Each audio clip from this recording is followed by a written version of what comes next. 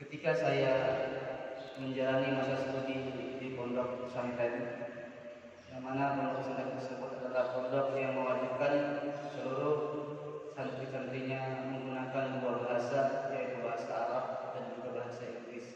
Dan di selang waktu juga ada kita menggunakan bahasa Indonesia. Terbanyak kita menggunakan dua bahasa tersebut, Arabia dan Inggris. Tentunya kita berpikir bagaimana orang bisa belajar dan mampu untuk berbahasa di luar bahasa yang kita gunakan sehari-hari. Orang akan berpikir bagaimana dia mempelajari grammar dan juga tata bahasa negara-negara tersebut. Maka kunci yang diajarkan ketika saya belajar di pondok pesantren adalah 3 bulan pertama kami dididik untuk survive bisa mempelajari bahasa Arab itu secara kami memaksakan kemampuan. Bagaimana hal tersebut? Segala aktivitas yang kami hadapi, yang kami lakukan, apapun yang kami bisa dari bahasa, maka itulah yang harus kami ucapkan. Dan kalau kami tidak bisa, lebih baik kami tidak mengucapkan bahasa yang di luar itu. Artinya adalah di saat momen yang menggunakan bahasa Arab, maka bahasa Arablah yang akan kita berusaha untuk. Lupa pencet subscribe and comment di like dan jangan lupa pencet di sini teman-teman. Dadah.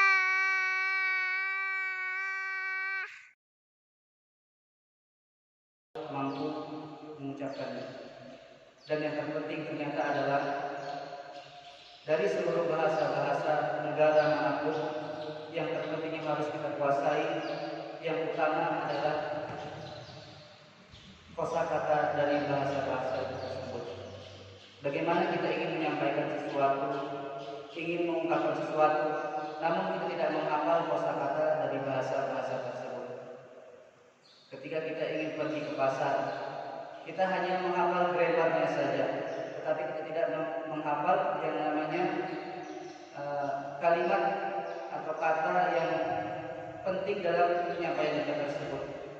Andai kata kita hanya menghafal beberapa kosakata saja, kita memiliki tujuan yang pasti yaitu pasar, maka kita akan berbicara dengan semampu kita.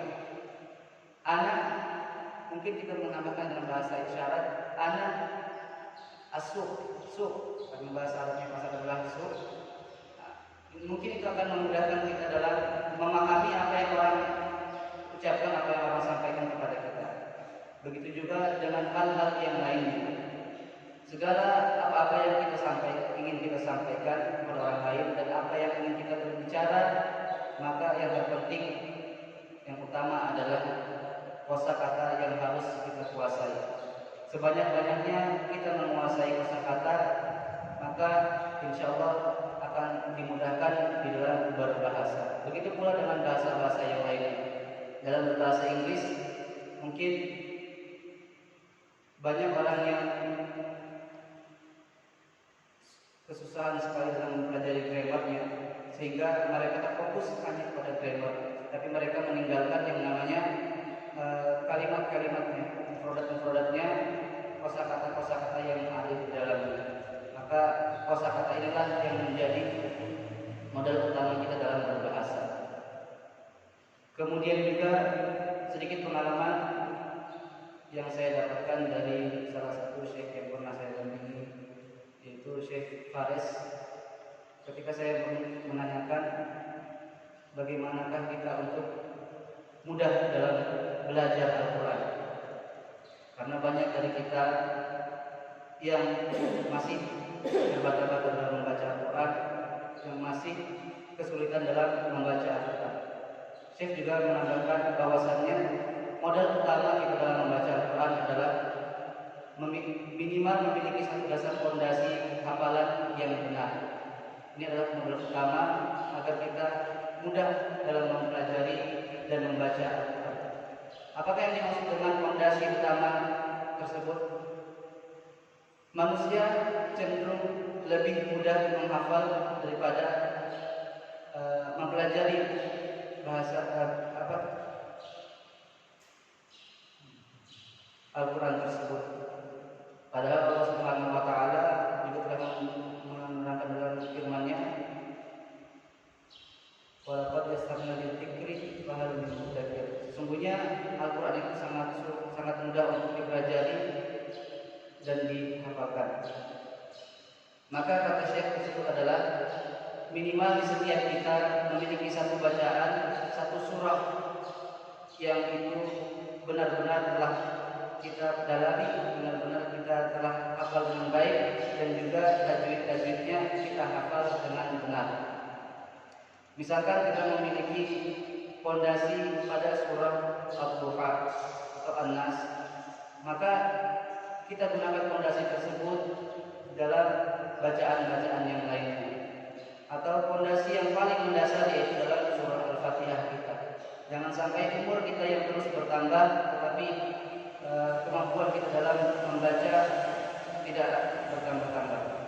Maka fondasi yang utama adalah memiliki satu bacaan yang sangat-sangat benar dan juga baik pada diri kita. Insya Allah dalam mempelajari Al-Quran kita akan lebih dimudahkan mempelajarinya. Masyaallah muslimin jamaah rahimakumullah.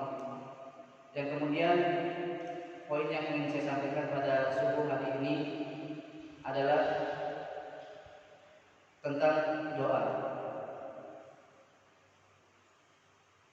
Dari Abi Darda yang terdapat hadis dalam Sahih Muslim, anna qala kana Rasulullah sallallahu alaihi wasallam yaqul du'a umatul muslim li akhihi inda ghairi dhahri mustajabah fa kullama da'a li akhihi bi khairin wal malaikatu muwakkal yaqulun amin wa laka bimithlihi, yang diriwayatkan oleh Muslim. Nabi sallallahu alaihi wasallam berkata, sesungguhnya doa seorang muslim mukmin untuk saudaranya adalah mustajab, yaitu doa yang tidak diketahui oleh saudaranya tersebut. Misalkan saya mendoakan si fulan dalam keadaan fulan tersebut tidak tahu bahwasannya saya mendoakan dia kepada Allah Subhanahu wa taala di dalam kebaikan. Maka malaikat akan berada di sisinya, artinya di sisi orang yang berdoa tersebut. Dan malaikat pun akan senantiasa mengatakan amin. Malaikat mengaminkan doa kita tersebut, walaka bimithlihi, dan bagimu seperti apa yang engkau doakan. Apabila kita mendoakan banyak sekali kebaikan kepada saudara kita, maka kebaikan itu atau doa tersebut sesungguhnya adalah untuk diri kita juga. Kita mendoakan untuk mereka dan juga doa tersebut kembalinya akan kepada kita juga. Maka ini adalah salah satu cara dan juga fadilah atau keutamaan dalam berdoa. Banyak di antara kita yang saya sebutkan di awal menginginkan kesuksesan di dunia dan juga kesuksesan di akhirat dengan upaya berusaha dan juga berdoa. Apabila kita berdoa mungkin untuk diri pribadi, maka itu adalah kekuatan rohani kita, kekuatan doa kita secara pribadi. Namun apabila kita mendoakan banyak orang lain, mendoakan saudara-saudara kita untuk kesuksesan, contohnya saja di dalam usaha kita, entah itu usaha jual beli, entah itu pekerjaan apapun, terkadang kita hanya mendoakan untuk diri pribadi kita, maka doa itu hanya terkhusus untuk pada diri kita. Tetapi apabila kita mengharapkan dan menginginkan kesuksesan di dalam usaha kita, dengan kita iringi mendoakan saudara-saudara kita yang sama-sama juga berusaha di dalam pekerjaannya. Ya Allah, berikanlah si fulan kemudahan dalam usahanya, lapangkanlah rezekinya, lancarkanlah rezekinya, sehatkanlah badannya, dan juga berikanlah kebahagiaan dan kesuksesan pada usahanya. maka insya Allah seperti yang dijanjikan Rasulullah dalam hadisnya, malaikat akan mengatakan amin walaka bimaksud, akan diaminkan oleh malaikat, dan juga malaikat akan mendoakan serupa bagaimana kita mendoakan kebaikan kepada saudara-saudara kita. Maka insya Allah tenaga yang memacu kita untuk sukses itu tidak hanya satu, yang mana doa yang biasanya kita ucapkan hanya untuk diri kita ibaratkan satu tenaga. Tetapi apabila kita mendoakan saudara-saudara kita dengan doa kebaikan, kesuksesan, keselamatan, kebahagiaan, lapangan rezeki, panjang umur, maka insya Allah akan menjadi tenaga yang jauh lebih banyak dan akan lebih kita mudah mendapatkan kesuksesan tersebut. Maka disinilah jamaah yang dimuliakan oleh Allah Subhanahu wa taala, berbanyaklah kita mendoakan saudara kita, mendoakan untuk kesuksesannya, keistiqomahannya dalam beribadah, keistiqomahannya dalam kebaikan, mendoakan di saat saudara-saudara kita membutuhkan doa dari kita, mendoakan saudara-saudara kita agar diberikan kebahagiaan, agar diberikan keturunan yang soleh dan solehah, anak-anaknya dan keluarganya menjadi keluarga yang soleh dan solehah. Maka sejatinya doa tersebut adalah doa yang akan diaminkan oleh malaikat dan akan kembali kepada kita juga. Doa kita akan menjadi doa yang penuh makna dan juga memiliki banyak sekali manfaat. Nabiullah SAW juga mengatakan, khairun nasi anfa'uhum linnas. Sebaik-baiknya manusia adalah yang paling bermanfaat untuk manusia lainnya. Bagaimana kita untuk menjadi orang tersebut, menjadi orang yang memiliki banyak manfaat bagi manusia? Maka insya Allah diantaranya adalah orang yang senantiasa mendoakan saudaranya indallahil ghaib, yaitu orang yang senantiasa mendoakan saudaranya di saat mereka tidak mengetahui. Diam-diam tengah malam kita berdoa kepada Allah Subhanahu wa taala, tidak hanya untuk diri kita, tapi untuk saudara kita. Allahumma ighfir li fulan, Allahumma wasi' rizqahu, Allahumma yassir amrahu. Doakan, ya Allah, lapangkanlah rezeki, mudahkanlah urusannya, panjangkanlah umurnya fi ta'atik, di dalam ketaatannya kepadamu. Senantiasa kita mendoakan hal tersebut, maka insya Allah kita akan menjadi khairun nasi anfa'uhum linnas. Sebaik-baik manusia adalah yang paling bermanfaat bagi manusia.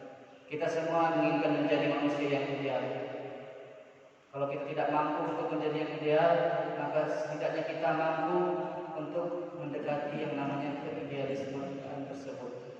Kita semuanya ingin menjadi manusia yang sempurna, tetapi sekiranya kita tidak mampu untuk menjadi sempurna secara keseluruhan, maka setidaknya kita menjadi orang yang mampu untuk mendekati pada kesempurnaan. Khairun nasi anfa'uhum linnas. Siapa yang tidak mau? Tentu saja kita menginginkan hal tersebut. Bagaimana caranya? Di antaranya adalah senantiasa mendoakan saudara-saudara kita tadi. Ada saudara kita yang mungkin dalam perilakunya salah, mungkin dalam tingkah lakunya kurang berkesan pada diri kita. Bukanlah kita mencela, tapi lebih baik kita berdoa. Ya Allah, perbaikilah sifatnya. Maka malaikat pun akan berkata, amin walaka bimaksud. Diaminkan oleh malaikat, dan malaikat pun mendoakan agar kita tidak jatuh pada perilaku tersebut. Insya Allah itulah hal yang benar-benar bermanfaat bagi diri kita dan juga untuk saudara-saudara kita. Karena itulah juga yang akan melatih diri kita untuk menjadi seorang muslim yang mukhlis, yang ikhlas. Mukmin yang mukhlis, seorang mukmin yang ikhlas. Ikhlas dalam artian adalah tidaklah layak bagi seorang muslim yang dengki, yang iri kepada saudaranya, yang maju usahanya, yang sukses dunianya, yang bahan lapang rezekinya, kemudian kita merasa jatuh diri dan dengki, maka itu tidaklah layak bagi seorang mukmin dan muslim. Bagaimana Rasulullah SAW mengatakan, al-mu'minu lil-mu'mini kal-bunyan yashuddu ba'duhum ba'dha. Mukmin satu dengan yang lainnya itu bagaikan satu bangunan. Yashuddu ba'duhum ba'dha, saling menguatkan satu dengan yang lainnya. Ada saudara kita mukmin yang sedang di bawah, kita kuatkan dia naik lagi. Ada saudara kita yang di atas, kita doakan senantiasa dia istiqomah, senantiasa dia bisa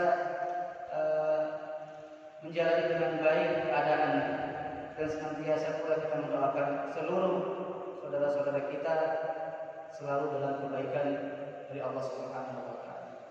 Maka itulah yang diminta oleh Rasulullah SAW, al-mu'minu lil-mu'mini kal-bunyan yashuddu ba'duhum ba'dha. Saling menguatkan kita pada saudara-saudara kita. Bukan malah kita saling menjatuhkan. Sama-sama kita memiliki usaha menjatuhkan satu dengan yang lainnya. Sama-sama kita berjuang menjatuhkan satu dengan yang lainnya. Sama-sama kita memiliki tekad tapi saling menjatuhkan satu dengan yang lainnya. Kalau kita ingin mudah dalam perjuangan kita, ingin sukses dalam usaha kita, maka itulah yang adalah kuncinya. Saling kita mendoakan untuk saudara kita dan untuk kita juga. Insya Allah doa tersebut akan menjadi yang lebih kuat. Yang dikatakan Rasul Sallallahu Alaihi Wasallam, doa al muslim di akhihi inda dhahril ghaibi mustajab. Poinnya yang penting adalah doa ini adalah doa yang mustajab.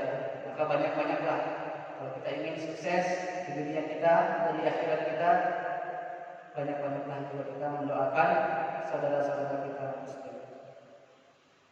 Sehabis sholat kita mengucapkan salam, assalamualaikum warahmatullahi wabarakatuh. Assalamualaikum warahmatullahi wabarakatuh. Kita pandang satu-satu wajah saudara kita yang senantiasa bersama-sama menunaikan ibadah sholat misalkan di masjid ini.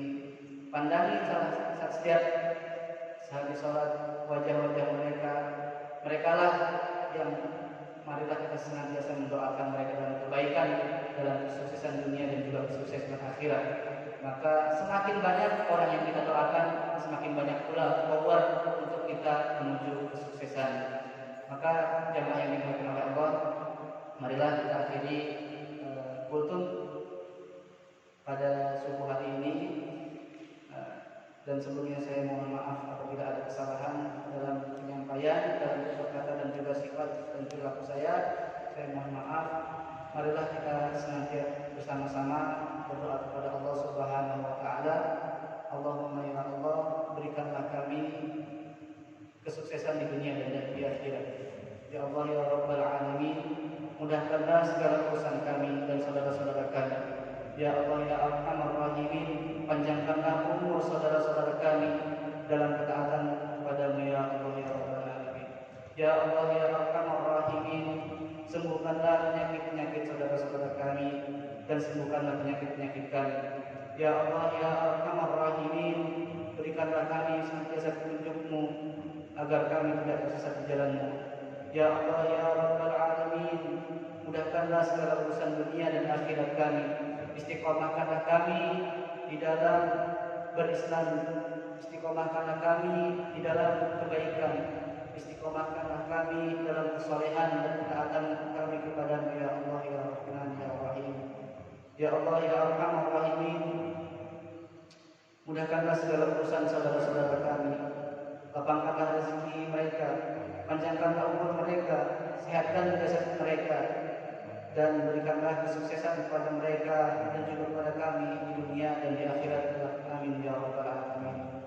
Rabbana atina fid dunya hasanah wa fil akhirati hasanah wa qina adzabannar. Wa akhiru da'wana alhamdulillahi rabbil alamin. Marilah sama-sama kita menutup majelis ini dengan membacakan doa kafaratul majlis. Subhanallahumma wa bihamdika asyhadu an la ilaha illa anta astaghfiruka wa atubu ilaik. Akhirul kalam, Assalamualaikum warahmatullahi wabarakatuh.